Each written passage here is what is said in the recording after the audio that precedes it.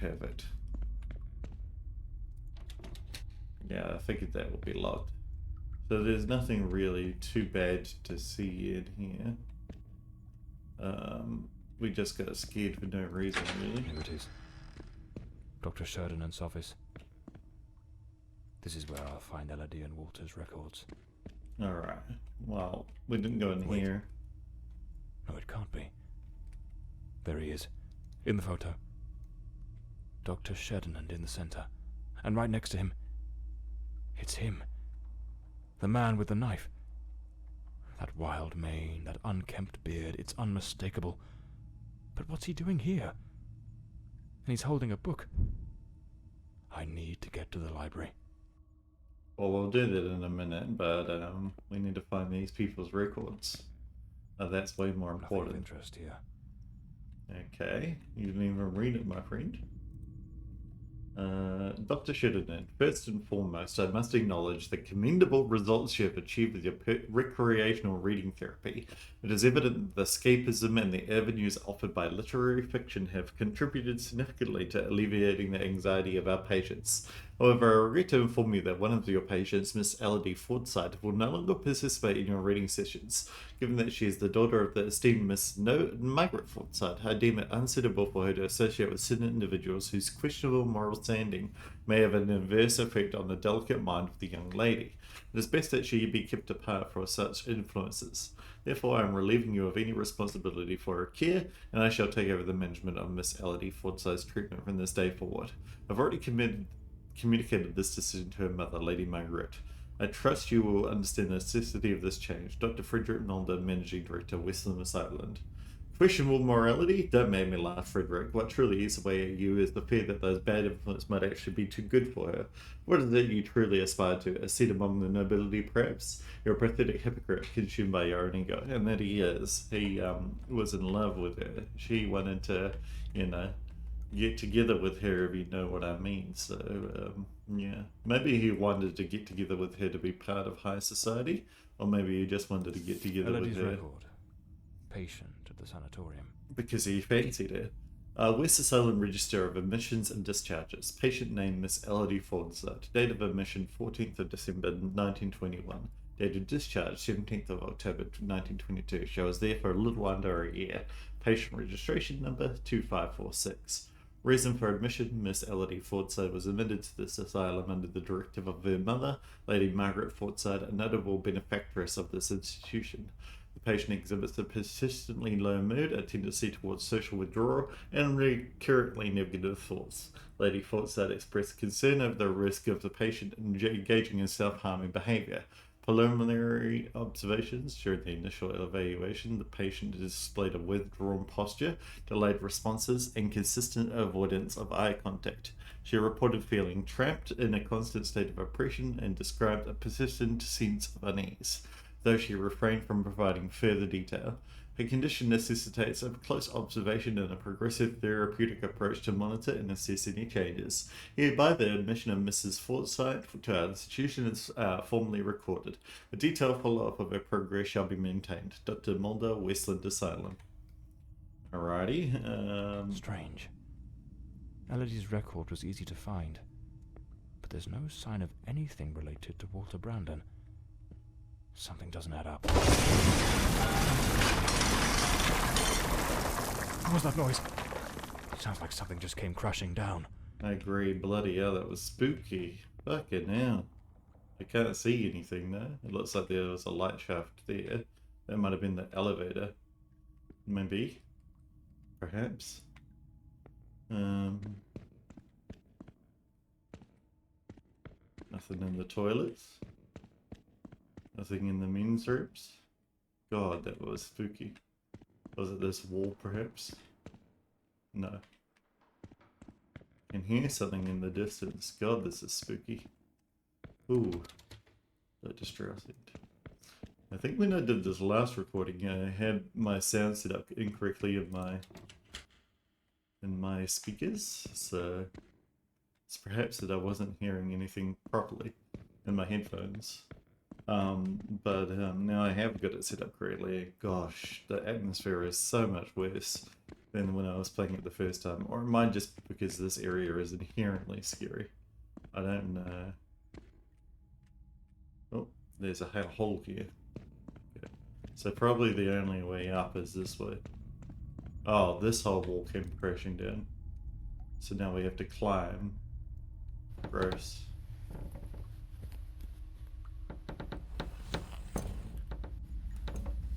I feel like this is gonna land in a scary thing, so I'm not gonna... Oh. Okay, not too scary. Ew. I was gonna say I wasn't gonna look, but I realize if I turn away, I just see my other monitor, which is also displaying the same thing. So... Right, this leads to the stairs, okay. I'll close that door for now, and wander our way around here. So something caused the whole thing to cave in. Perhaps the age of the facility, or maybe something worse. The extreme atmosphere. Okay, nothing else to see over here. So perhaps the only way to go. Oh no, here we are. Dear Dr. Mulder, the books you requested are now available in the archive. You may pick them up at your convenience. Here is the new entry code, 89981. Okay, so that's for the archive, 89981. I'll remember that. I think it writes them down in my notebook for it, but I think it's just easier to remember just in case. Alrighty. I'm good at saving. That can't be good. Alright, is this the archive perhaps? Well, it is the archive. It says archive on these, but we didn't need a code. The door was just open, and it doesn't look like there's anything to investigate in here. Oh, the guy's there. Hi, how are you doing, my friend? Knife guy. Bye. See you later.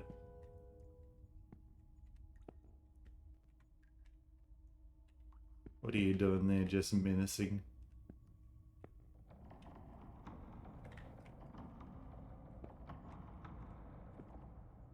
Menacing with me?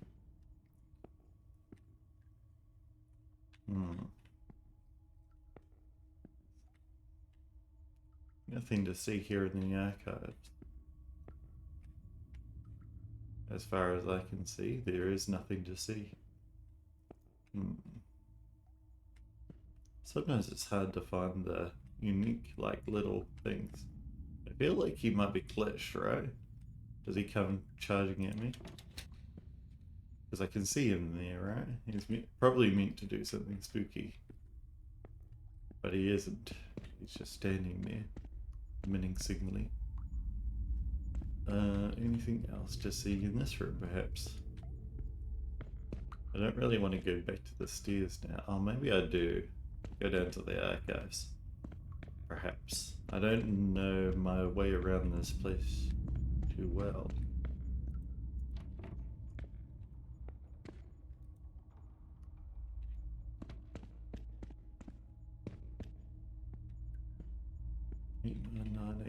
There was nothing in here, and this is broken anyway, so probably want to go all the way back downstairs. I wonder what's in the basement. What's here? Nothing. Okay.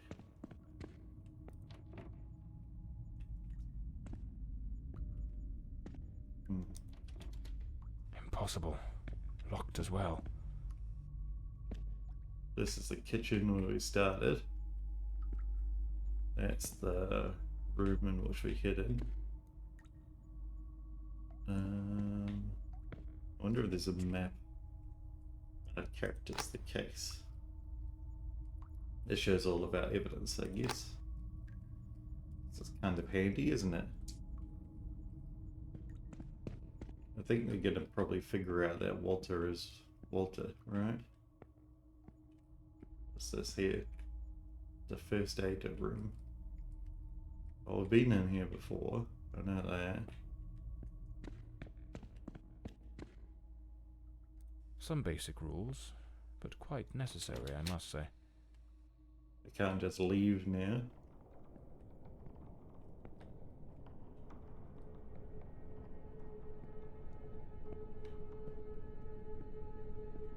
go up the elevator. It's locked. Without the key, I won't be able to access the upper floors.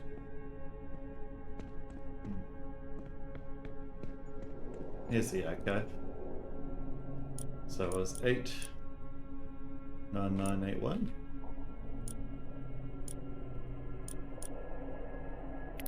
Yeah, perfect. Alright. Yeah, and now the spooky music ends. But can I close the door just in case? I don't want to be jump scared in here. Nope. Alright, nothing in there. And nothing in here. What about this? This is the means. Per the psychology test using the Rorschach ink blot test, we'll use the following code to name the place. This way the patient will not be able to obtain information about their evaluation unless the therapist deems it appropriate. Plate 1 is 10010. I won't read the rest, but I might read the rest later if it leads to a code. Woo! Oh, there's a hidden thingy here. A hidden little door. But the game won't let us interact with it yet. Yeah, okay. I'll remember that. We have a look. Today's code to open the key box, the moth. So the moth is this one, right? Number 1. Or maybe number 4. I would say number 4 more than number 1. Number 1 kind of looks like a moth, but number 4 definitely looks like a moth. Number 5 also looks a little bit like a moth, but I suppose it's all a matter of thinking. This one's 2 bears high-fiving. Let's go, number 8. If you know, you know. So number 4 was 00100. We will use the following code to name the place. So the patient will not be able to evaluation.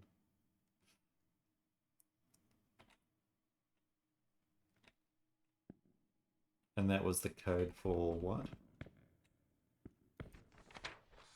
The key box. Now, where do we think the key box is? Do you think it's this mysterious closed door that seems to be, maybe it's just opening something in the other room. The moth. Ah, here's the key box. 00100. Perfect. My mental stability is not failing me now. This is for the lift. And have we got any other keys in here? No, just the lift. Male rooms, female rooms, and office are all still missing. But now we can take the lift to the scary floor with a man on it. Which I don't really want to do. But I suppose I have to for the sake of this game being played. Let's do it.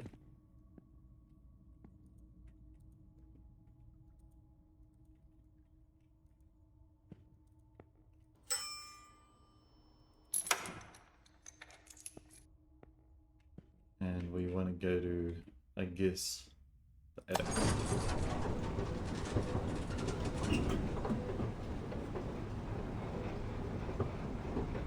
What will be the second floor, perhaps? The second floor is the floor in which I saw him on, but I no longer see him.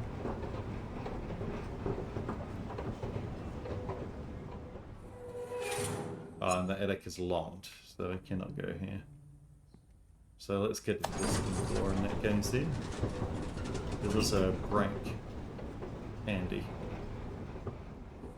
Now, will he still be here? Because that's the locked door there.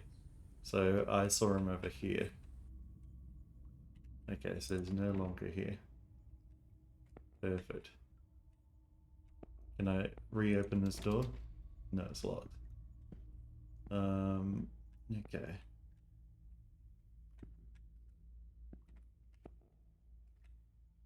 See, he's avoiding me just like I'm avoiding him. It's fine. He thinks I'm scary, right? Surely. Also, what happened to my flashlight?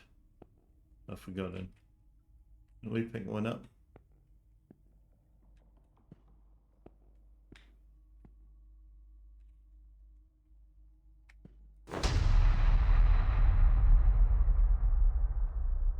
Bloody hell, jump scare. It's just a painting of this guy. Is this Elodie's paintings, perhaps?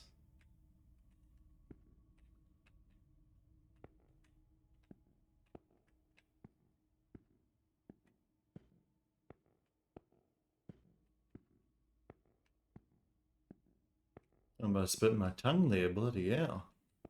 Phew. There's a note over here, but I can't access it. Alrighty. You know when you're playing a game, well, I don't know if you get this feeling. Patient recording, Elodie Fordside, February 3rd, 1922. Daily record number 23. Let us begin. How are you feeling today, Miss Fordside? I feel well. Elodie, we have discussed this before. If you do not tell me how you truly feel, we will make no progress. I didn't know she's lying. I feel a little sad, perhaps. I am alone here. I miss my mother and having company. So much time with nothing to do makes me think of things I do not wish to think of. I see. Listen, Elodie. I believe you are looking at this the wrong way. If, instead of dwelling on what you call dark thoughts, you were to focus on possibilities, your outlook would change entirely. A young, beautiful woman such as yourself should look to the future with excitement. Think of all the adventures that lie ahead. Your family, your career as a painter. Perhaps even finding a man. A man of good standing. One who could protect you from your demons. A man? Tell me, Elodie, is there no man who stirs your heart? What in God's name do you think you're doing? Miss Fordside, you may go. We shall continue later. Very well. Have you lost your mind? Where is your professionalism? I agree. Do not presume to judge my methods with your oh-so-righteous reading therapy. Methods? The entire hospital is whispering about you. She is a patient, Dr. Mulder, and she is mentally unwell. Listen, Ferdinand. Stay out of my affairs, and I shall stay out of yours. Or have you forgotten which one of us is the director of this institution? Do as you please. But if I ever witness such a scene again, I will not remain silent. Yeah, the doctor was being a skeevy bastard. Damn fool. Yeah. An absolute arsehole. And he should be killed. Maybe the doctor is secretly the long-haired man. We do not know his code. Dr. Mulder's code. A spooky door.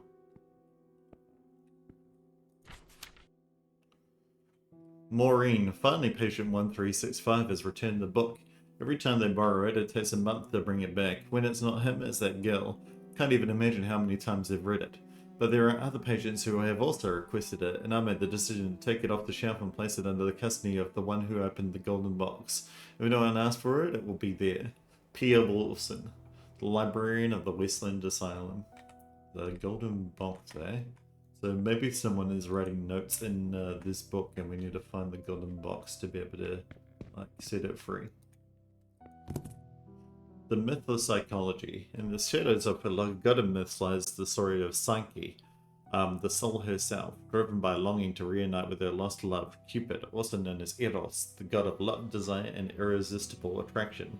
Her path leads downwards into the depths of the underworld.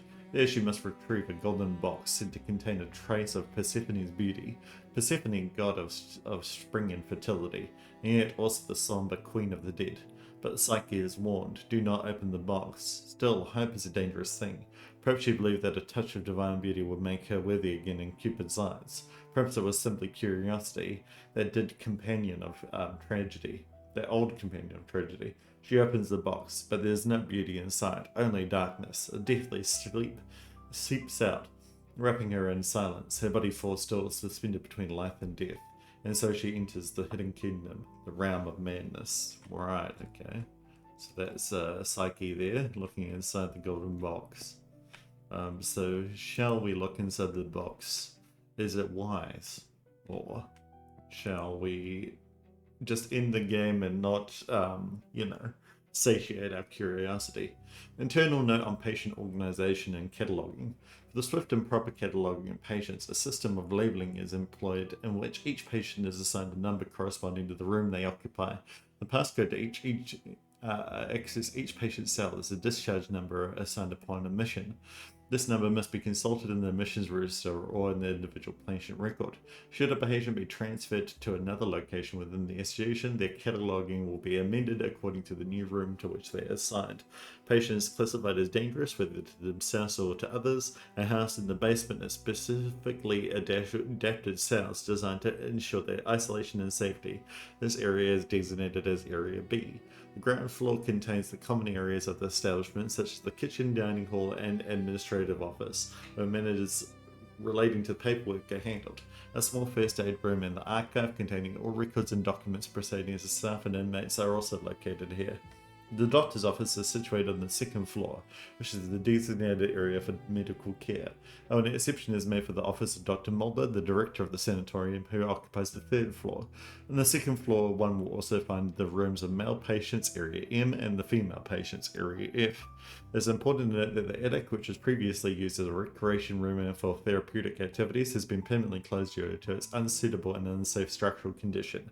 This system of organization and cataloging has been designed to maintain proper control and safety of all inmates, as well as to ensure efficiency in the management of the various sections of the asylum.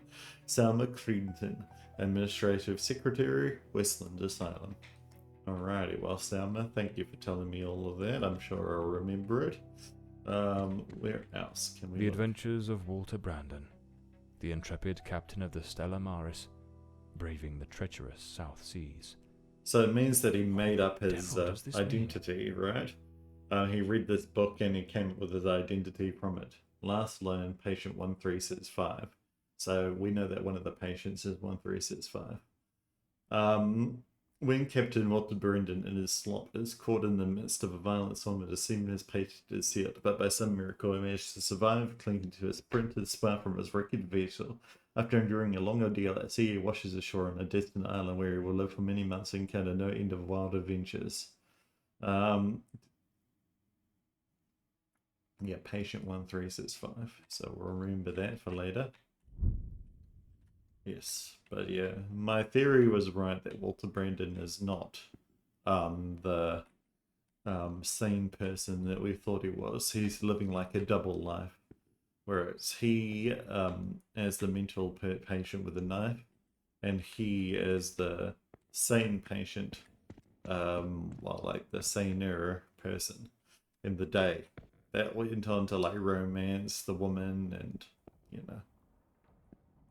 romance Elodie, make her fall in love with him. 1365. Is there another patient? 1365. No, this is 1365. So we'll go down to the mail rooms and we'll try 1365 on various lockers, right? Does that unlock it for us? No. Dr. Mulder's office is also here. I guess, but we need a thingy for that. A code.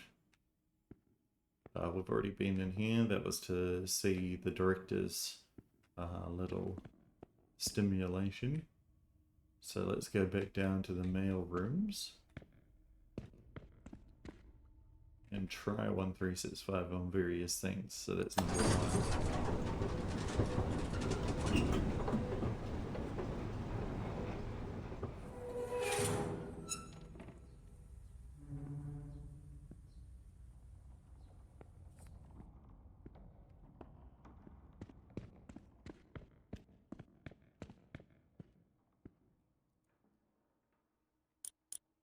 1, 3, 6, 5. There we go. Stella. Oh, so it is based on the book. He's been decorating it based on the book. Stella Maris. That was the name of the ship captained by Walter Brandon. And here's the golden box. The book. The key. This must be the key to the attic. Let's see where it leads. That wasn't me. Dear Walter, there's something about you that I cannot ignore. A quiet strength, a resolve that feels unshakable. The thought of all you have endured fills me with a kind of admiration I can scarcely put to words. You're unlike anyone I've ever met. And yet I wonder if you sense it too. The stolen glances, the way time seems to pause when our eyes meet. Perhaps it's nothing, or perhaps it's everything. I'm not sure if you're aware, but the night watchman really checks the attic on weekends. Some evenings, during those quiet moments before we're all sent to bed, I like to slip away and wander up there. There's a peculiar stillness in that place, a kind of peace I find nowhere else.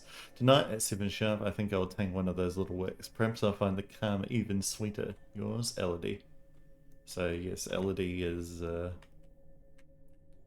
romancing Walter. A ship's old helm, tied to the bed, as if that hospital screen is positioned like the sail of a ship. Yeah, so he's into his This room delusion. is the room of a madman. The entire space is arranged as if it were the deck of a ship. Did that man truly come to believe he was a character in an adventure book? I think he did. And he's gone too far in his delusions. And therefore, the man that is chasing us with the knife is also the man who is also the man that believed he was on a ship, is also the man who thinks his life is a fairy tale, is also the man that married Elodie. Yeah.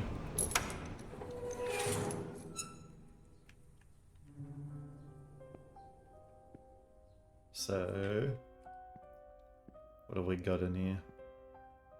I don't want to scare myself too much.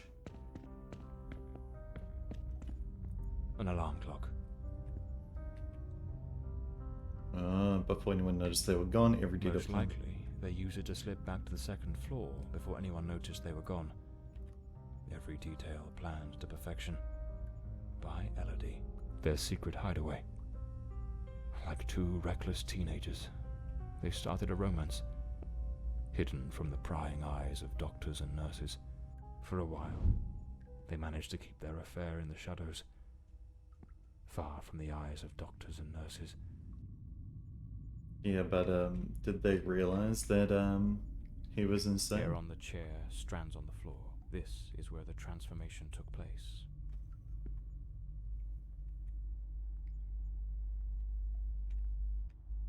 Patient 1365 became Walter Brandon. A pair of scissors and a comb. Elodie put in real effort to make him fit the mold of her ideal hero. So they were both insane. They were both living this She illusion. remade patient 1365 in the image of her most secret longings. And he became insane because of it. Yeah, so she was the one that was feeding into his delusions, or made him feel like he was deluded, or something like that. And the reading therapy wasn't helping. And so maybe this will make him go back to thinking he was Walter Brandon. Or maybe it was something else that made him.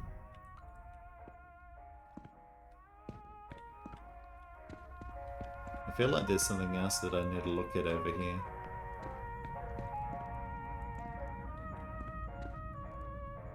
But no, looks like I've looked at it all. So yes, Walter Brandon, crazy man. But Elodie, even more crazy. Crazy woman. And this is where the thing fell through. So I can go down here. What fell down? Perhaps this bath? We're in the asylum once again. And here is Elodie's room. The and room this has must been be... decorated to resemble some sort of island in the South Seas. Of course, I should have guessed. She pulled him into her world. Elodie created Walter Brandon. That's what I was just saying, but in way worse words. Yeah, Elodie tricked Walter Brandon, or the person that is Walter Brandon, patient 1365, to become Walter Brandon her love, her like fantasy love, and like modeled him after Walter Brandon, and did everything to make him seem like Walter Brandon, made her room seem like an island, and made his room seem like a ship. To Elodie, it has been some weeks since you requested a private session. As both your physician and your friend, I find myself troubled and unable to cast aside the thought of the solitude you speak of.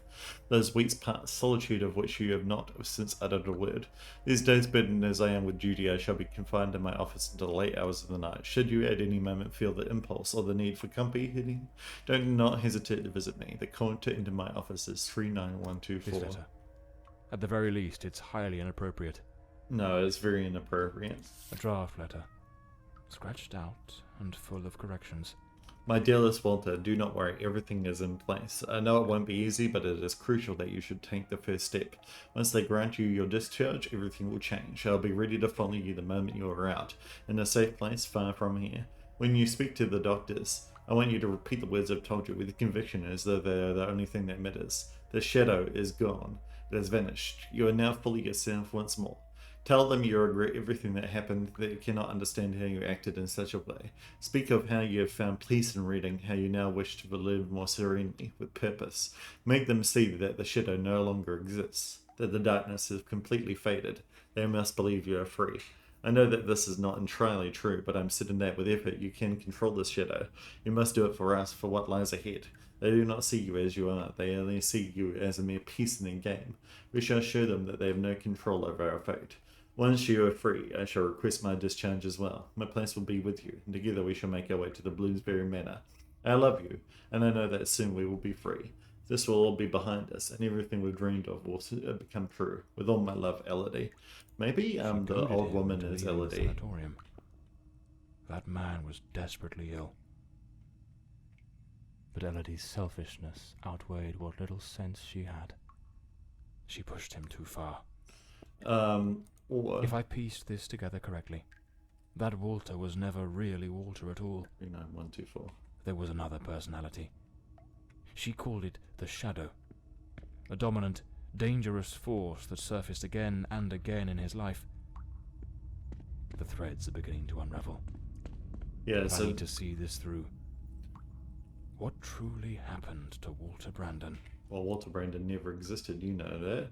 39124 is the code. I'm going to take this off just in case I get jump scared. This is the shadow that's following us now, and the shadow will be up here right now as we climb up. No. Okay. Perfect. But someone's turned off the gramophone. 39124. Alright, well, wanted to just check out this area. Looks like Elodie found herself a little hideaway to keep practicing her dark craft. And that's why she was making all these paintings of the Powerful drugs ocean. for depression. Anxiolytics. The girl improved, but it seems the doctors were baffled by her mind. Elodie found painting, and with it, a way to spill the shadows that crawled through her mind. I think that she's always painted Walter Brandon. Always painted like the dark bits of the story. She fell in love with like this idea of a man from the ocean. Right? So anyway, let's get to floor 2. Bye bitches. Yeah, and anyway, the shadow's waiting for us, I assume, somewhere. He's somewhere in this hospital with us.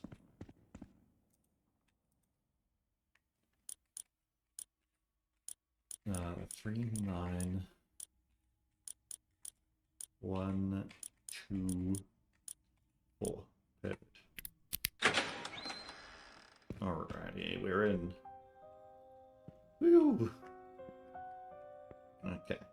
What's this?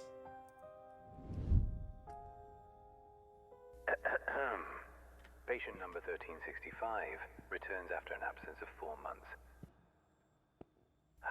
He's in a state of utter disorientation, perspiration pouring off him, and good heavens, there's a severe wound to the skull. His clothes and hands are covered in blood, and it doesn't appear to be his own. He cannot recall his name, nor anything that's happened during these past months. Seems to have found his way back here more by some strange instinct than by memory itself. Okay, so he came back to the asylum on his own. Walter has vanished entirely, as has the entity we refer to as the Shadow. Though, given his nature, I cannot say with certainty it isn't still lurking beneath the surface. It certainly We have is. treated cases of dissociative identity before, but never one such as this.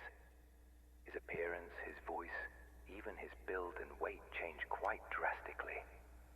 Now he looks frail, gaunt, empty, as though there's nothing inside, as though he were but an empty shell, waiting to be occupied. Doctor, I don't know whether you know anything about dissociative identity disorder, but that's not how it works. Stricter supervision. This institution is no longer equipped to care for him. I am ordering his immediate transfer to St. Dymphna Hospital. Dr. Former, a specialist in matters such as this, will take him under his care. As I near the end of my tenure as director, I must see this case brought to a decisive close. The blood upon his hands, the emptiness in his eyes, all point to an act of the gravest kind. One his mind appears to have erased entirely. God help us, if the Shadow should ever wake again. So that's sad, like the Shadow awoke and killed all the people in that manner. And only the mum So it seems Walter came back to the escaped, or sanatorium Elodie. of his own accord, though he was utterly incapable of recalling what he'd done. They moved him to St. Dymphna's Hospital. Could he still be there after 20 years? What became of him? I'll have to follow this lead. Alright, so we're off to the St. Dymphna's Hospital, I guess. The missing piece.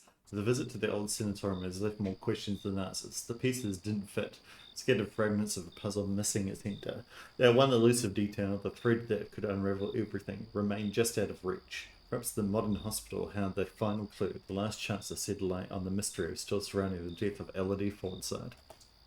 We don't even know if Elodie died. That's the thing, bro. But it's That likely. man returned to the new sanatorium, remembering practically nothing. At least Maybe this is it was not the run wound down. Lady Margaret left him. Or maybe his mind shattered and never came back after what happened that night. As for me, I was hired to find the one who killed Elodie Fordside, and my intuition told me they were still there, in the depths of St. Dymphna. But I who's been sensed that following the you end this of the whole time? road was waiting for me in that place. Has it just been memories, or was it truly Walter Brandon? And also, we don't know his name, so we can't be go like, hey, is Walter Brandon here, perhaps? Is there anyone working in this place? No, that is the Can't middle of the very night. well saunter in through the front door as if nothing's amiss. I'll need to find another way in. The staff only, perhaps? Oh, it looks like someone's broken this here door.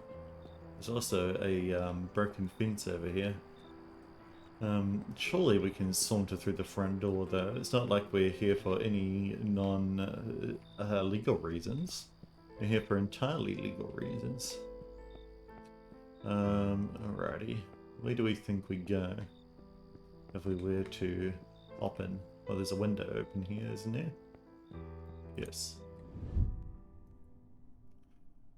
This is a apparently existing modern hospital with staff, I'd imagine. Looks a lot cleaner. The lights are on, so that's nice. Less spooky for sure. It's locked. The game seems to be leading us to something. Hello, staff. Yellow? No one seems to be working tonight. Annette, I've stored a copy of the dispensary keys you requested in the storage room file cabinet. Lisa. Storage room file cabinet, eh? Thanks for letting us know, Annette. I always loved your work. It's locked. The night Oh. shift nurses are behind this door. I need to find another way into the hallway to the rooms. Storage room, file cabinet. This must be it, right? But oh, there's some keys there. I wonder if this will unlock these doors. Or those other doors back there. It's good that there are people working. But why, again, I ask the question. Why is us being here potentially illegal? I don't see anything wrong with it. Alright, so that must be the key to the other door there. Let's run directly towards the nurses. Yellow. Yeah, it's me. Hi. How you doing? I'll just do your job for you, nurses. You're not even gonna answer the phone? Oh my god, bless you. Terrible. They're not even doing their job properly. Oh well, we can hop over this desk now. Oh no. We'll just move it to the side. Can we move it backwards after we're done with it? People will think I'm a madman. Seriously. John Morley and the case of the red shoes. What the devil does this mean? That's a book about myself, right? Lady Margaret. Or maybe I'm insane. That fateful night, I was startled by the noise. Those wretched cries of agony from dear Elodie. Maybe I'm Walter Brandon. I rushed to her and I've chambers, come- and there you stood, stained with the blood of the one soul I cherished above all others in this world. And The I saw housekeeper the... had warned me, but I turned a deaf ear. Elodie was finally happy, even amidst your incessant bouts of volatility. Yet, with the passage of time, your demeanour darkened. More and more frequently, that sinister presence lurking within you began to surface, each appearance more violent than the last. Elodie no longer gazed upon you with the starry-eyed affection of a smitten young woman. The atmosphere in this house grew suffocating, fraught with an unbearable tension. That very afternoon I spoke with her. She had resolved to end your engagement. You seemed, or so I dared hope, to have accepted it with grace. But that night, that very night, you ended her life in the most savage manner imaginable. I threw myself upon Elodie, desperate to save her. But alas, it was far too late. Months later, I learned you had returned voluntarily to the sanatorium. I sought answers and immersed myself in understanding the afflictions that plagued you. Dissociative identity disorder, they called it. A condition in which one might host multiple identities, each vying for dominion over the body. But the man confined in that bleak institution was not the shadow, not the fiend who had stolen my daughter. No, he was but the shell, the hapless vessel. And I yearned to find the true culprit, not the facade, the murderer himself. And that was me. Thus I devised my plan. I came to visit you, and just as Elodie had done, I crafted a new role for you, a new identity to inhabit. I John brought Morley. books, personal artifacts, penned letters as Penny. I leased an office and prepared every detail meticulously, down to the smallest thread, for your return as John Morley. Everything had to be flawless. And why, you may ask? To make you remember, to awaken the shadow, to summon forth the murderer from the abyss of your fractured mind. John Morley is a good man. Walter Brandon was a spirited young sailor brimming with love for Elodie. But the Shadow was a merciless, unrepentant killer. I wanted to destroy the murderer who had stolen my daughter.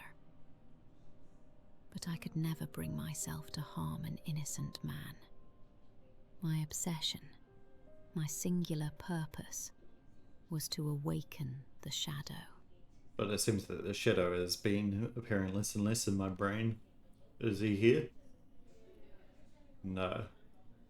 I just see myself as Walter Brandon, as John Morley, as the Shadow, I guess. Well, she saw myself as the Shadow when she killed me. A good game. Thank you, Indigo Studios, for making it. I like that a lot. Thank you, Judith Hero and Kim Planella. Thank you, Judith Hero and Kim Planella, apparently. Just a couple of people. And Gerardo Garodia. What did I think? I thought it was amazing, wonderful, in fact. A little bit scary in times, very fascinating though. I figured that like I had the twist down being that like Walter Brandon was the Shadow. I didn't have the twist down that John Morley was Walter Brandon until I saw the book at the very end. Maybe there were hints there that I didn't quite recognize. Maybe that voice that we heard in the men's room. Did we ever hear Walter's voice? I don't think we did. Otherwise, yeah, I might have twigged that it was the same person. But yeah, anyway, great game.